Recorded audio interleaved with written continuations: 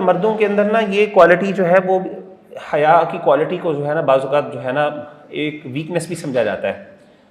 تو جیسے کہ لیکن یہ ویکنس نہیں ہے. سیدنا عثمان غنی رضی اللہ تعالیٰ عنہ کے بارے میں مشہور آپ کو پتہ ہے، حدیث میں آتا ہے کہ اللہ کے رسول صلی اللہ علیہ وسلم نے ان کے شرم و حیا کی تعریف کی. بہت شرم اور حیا والے تھے، اور وہ بڑی مشہور حدیث آپ نے سنی ہوئی ہے کہ اللہ کے رسول صلی اللہ علیہ وسلم ایک دفعہ بیٹھے ہوئے تھے. پہلے سیدنا ابو بکر آئے، پھر سیدنا عمر آئے، اجازت دی انہوں نے، آپ لیٹے رہے اور آپ کی ٹانگ سے کپڑا ہٹا ہوا تھا، ذرا ریلیکس ہو کے بیٹھے ہوئے تھے آپ.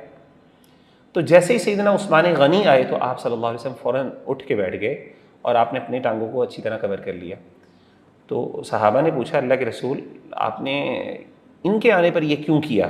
کیونکہ صحابہ اللہ کے رسول کی ہر چھوٹی چھوٹی چیز نوٹ کرتے تھے تاکہ اس پہ فالو کر سکیں، اس کو یعنی اس سنت کو اپنا سکیں. تو اللہ کے رسول صلی اللہ علیہ وسلم نے فرمایا کہ جس بندے سے فرشتے حیا کریں، شرم کھائیں، تو میں کیوں نہ اسے شرم کھاؤں. یعنی اتنے وہ شرم والے بندے تھے. تو شرم جو ہے وہ ویکنس نہیں ہے، یعنی حیا خاص طور پہ وہ ویکنس نہیں ہے، وہ بہت بڑی اسٹرینگتھ ہے. یہ انسان کو جو ہے، اور اس پہ احادیث بے شمار موجود ہے. بہرحال حق بیان کرنے سے جو شرم کھانا یہ ویکنس ہوتی ہے. یعنی ایک ہے انسان اس طرح کے معاملات میں شرم ہو، یعنی مثال کے طور پر میں نے کچھ مردوں کو دیکھا ہے کہ ایون اللہ نے ان کو اجازت دی ہے کہ وہ اپنی یعنی اپنا اوپر والا جسم کا حصہ کھول سکتے ہیں. کئی لوگ بہت محتاط ہوتے ہیں، وہ نہیں کھولتے، ان کو شرم آتی ہے. بہت اچھی بات ہے، آنی چاہیے، یہ ویکنس نہیں ہے. لیکن کچھ ایسے ہوتے ہیں جو ایون اتنے شرمیلے ہوتے ہیں کہ وہ جہاں پہ سچ گوئی ہوتی ہے، جہاں پہ آپ نے حق کی حمایت کے اندر کچھ بولنا ہوتا ہے، وہاں پہ بھی وہ ڈر شرم کھا رہے ہوتے ہیں. یہ ویکنس ہے، یہ نہیں ہونی چاہیے. جہاں پہ حق اور باطل کی بات ہے وہاں پہ آپ نے بہادری، وہ یہ بہادری کی کمزوری، یہ بہادری کی کمی ہے.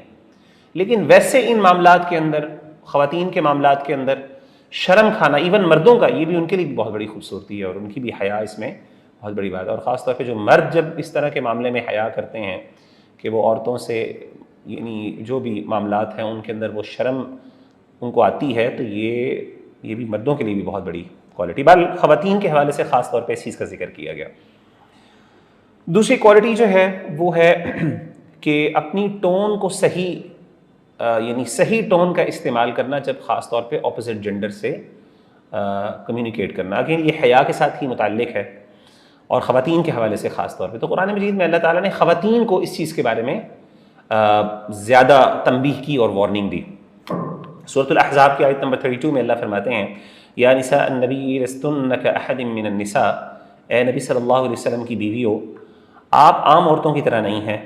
ان اتقیتن، اگر آپ لوگ تقوی اختیار کریں، فلا تخضعن بالقول، آپ اپنے قول میں نرمی نہ لے کے آئیں. فیطمع الذی فی قلبہ مرض، تو وہ بندہ جس کے دل میں کوئی مرض ہے، بیماری ہے، فقل، وہ کہیں اس سے کسی لالچ کا کوئی غلط میننگ نہ لے لے. وقلن قولا معروفا، لیکن جب آپ بات کریں تو معروف طریقے کے مطابق بات کریں، ڈیسنٹ بات کریں. تو یہاں پہ اللہ تعالیٰ نے خواتین کو خاص طور پہ اس بات کا اہتمام. مرد تو وہ بعض اوقات بعض اوقات کے اکثر اوقات وہ ان چیزوں کے بارے میں اس طرح حساس سینسٹیو نہیں ہوتے.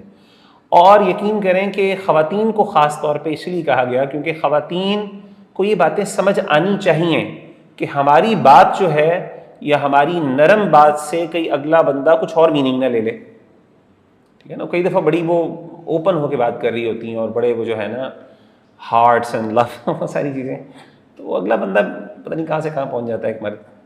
تو اس چیز کے بارے میں خواتین کو خاص طور پہ احتیاط کی ضرورت ہے. ٹھیک ہے، یعنی آپ مردوں سے توقعات نہ رکھیں، مرد تو کریں گے نہیں، آپ نے بہت محتاط ہونا ہے اور بات سیدھی ہو، اسٹریٹ فارورڈ ہو.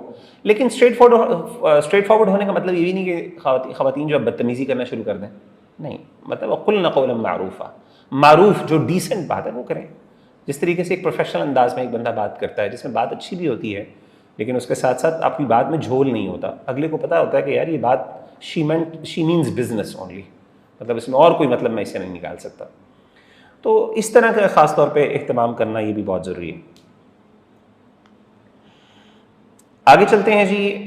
ایک چیز جو خواتین سے وہی والی باتیں بیان کریں جو ہم خواتین سے زیادہ ایکسپیکٹڈ ہیں، مردوں سے بھی ہیں، اور اس میں ایک ہے لمبے بال رکھنا.